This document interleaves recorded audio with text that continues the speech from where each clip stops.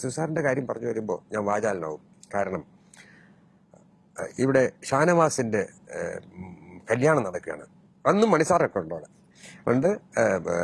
CH Muhammad Sahib അങ്ങനെയുള്ള പ്രഗത്ഭപതികാരനാണ് sir ഒക്കെ leader എല്ലാവരും ഉള്ള ഒരു സ്ഥലത്ത് വെച്ചിട്ട് ജന തിങ്ങി നിൽക്കുക.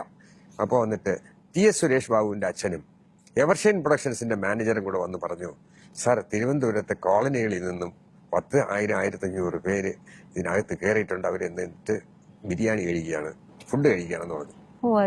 അപ്പൊ നസീർ സാർ പറഞ്ഞു, ഞാനൊരു 4,000 ബിരിയാണി കരുതിയിട്ടുണ്ട്, അത് അവർക്ക് വേണ്ടിയിട്ടാണ്.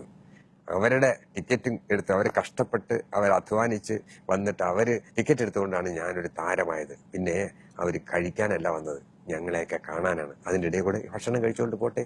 ആ വലിയ മനസ്സ് കണ്ടോ സത്യം. നസീർ സാറിന് ഞങ്ങളുടെ പടം ഷൂട്ടിംഗ് കഴിഞ്ഞ് തീർന്ന് ഫുൾ പിക്ചർ തീർന്നതിന് ശേഷം അദ്ദേഹം ഡബിങ്ങിന് തിരുവനന്തപുരത്ത് വന്നു. തിരുവനന്തപുരത്ത് ഡബിങ് വന്നപ്പോഴത്തേക്കും അദ്ദേഹത്തെ അന്ന് 1,00,000 രൂപയാണ് അന്നത്തെ റെമ്യൂണറേഷൻ. അന്ന് തിരുമല എന്ന് പറയുന്ന സ്ഥലത്ത് 150 രൂപയുള്ള ഒരു സെന്റ് സ്ഥലത്തിന്. അപ്പൊ ആ 1,00,000 രൂപ വിലയെന്ന് മനസ്സിലായിക്കൊള്ളണം. ഇന്ന് 10,00,000 രൂപയുള്ള സ്ഥലത്തിന് 150 രൂപ വിലയുള്ളൂ. 1,00,000 രൂപ അദ്ദേഹത്തിന്റെ ബാലൻസ് എമൗണ്ട് 50,000 റുപ്പീസ് അങ്ങ് കൊടുത്തു. ഡബിങ് കഴിഞ്ഞപ്പോൾ അദ്ദേഹം എൻ്റെ അടുത്ത് പറഞ്ഞു, ബാലു നാളെ രാവിലെ അമൃത ഹോട്ടലിലേക്ക് വരണം, 11 മണിക്കാണ് ഫ്ലൈറ്റ്, ഞാൻ 9 മണിക്ക് പോകാൻ മുമ്പ് എത്തണമെന്ന് പറഞ്ഞു. ഞാൻ പ്രൊഡ്യൂസറെ വിളിച്ചോണ്ട് പോയി. അത് 25,000 രൂപ എടുത്ത് തിരിച്ച് പ്രൊഡ്യൂസറുടെ എൻ്റെ കയ്യിൽ തന്നു, വെച്ചോളൂ എന്ന് പറഞ്ഞു. ഞാനത് പ്രൊഡ്യൂസർ കൊടുത്തു. അദ്ദേഹം പറഞ്ഞത് 20 ദിവസത്തെ ഡേറ്റാണ് ബാലു മേടിച്ചത്. 14 ദിവസം കൊണ്ട് പടം തീർന്നു. ബാക്കി 6 ദിവസം ഞാൻ വേറെ ആൾക്ക് വിറ്റ് കാശ് മേടിച്ചു. അപ്പൊ ഞാൻ എന്തിനാണ് നിങ്ങളുടെ 25,000 ഞാൻ സൂക്ഷിക്കണം, ഞാൻ അപ്പുറത്ത് എനിക്ക് കിട്ടിയല്ലോ. ഈ മനസ്സ് ആർക്കുണ്ടാവും? ഇത്രയേറെ ഒന്നും കൂടെ പറഞ്ഞിട്ട് നിർത്താം.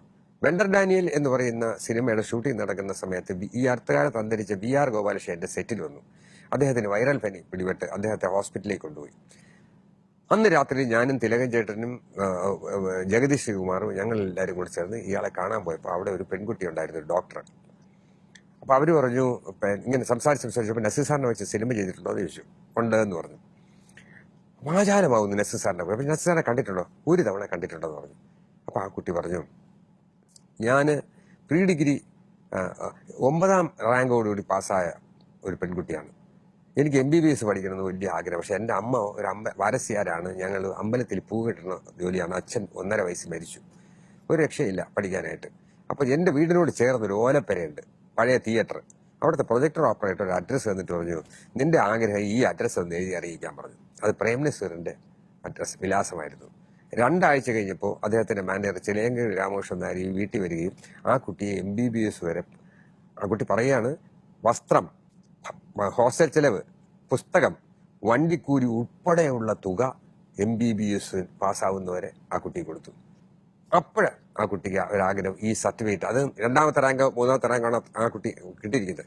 ഈ സർട്ടിഫിക്കറ്റ് കൊണ്ട് നസീർ സാറെ കാണാൻ അമ്മയും വിളിച്ചുകൊണ്ട് അമ്മയും ഒരു അമ്മാവനെയും വിളിച്ച് ആ പ്രൊജക്ടർ ഓപ്പറേറ്ററെയും വിളിച്ച് മദ്രാസ് ചെന്ന് കാണിച്ചപ്പോ സാറിന് അറിഞ്ഞൂടാരാണ് ഇതാ എത്രയോ പേരെ സഹായിക്കുന്നത് എനിക്കറിയാം. അറിയില്ല. അവിടെ അതിനുവേണ്ടി ഒരു സെക്ഷൻ ഉണ്ട്, ഒരു ഡിപ്പാർട്ട്മെന്റ് ഉണ്ട്, ഈ ആളുകളെ സഹായിക്കാൻ വേണ്ടി മാത്രം.